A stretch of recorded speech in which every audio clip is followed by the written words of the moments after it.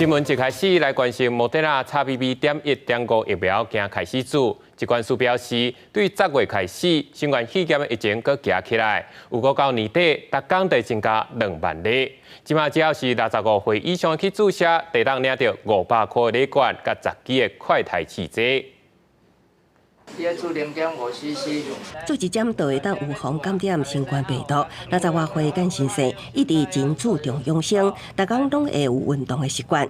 为着降低新冠病毒威胁，伊早起运动完就赶紧到诊所注新冠 XBB 疫苗。早上刚好看到报道新闻，有报道这一则，有疫苗可打，我刚好路过这边。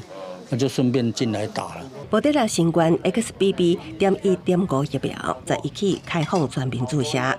医师表示，新冠病毒并无消息，佮一直咧变种。目前国内外流行的变异株都是 XBB。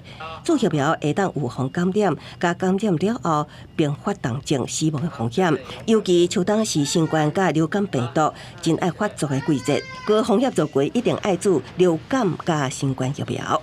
特别是那些高风险的病患，年纪大的，本身有慢性病的，免疫力不全的，这一种呢最好打一下比较好。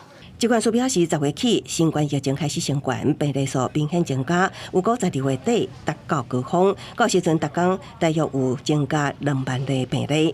那为着推出注疫苗人，65岁以上的长者，只要注新冠疫苗，就会当得到500块的礼券，甲10支的快筛剂。记者综合报道。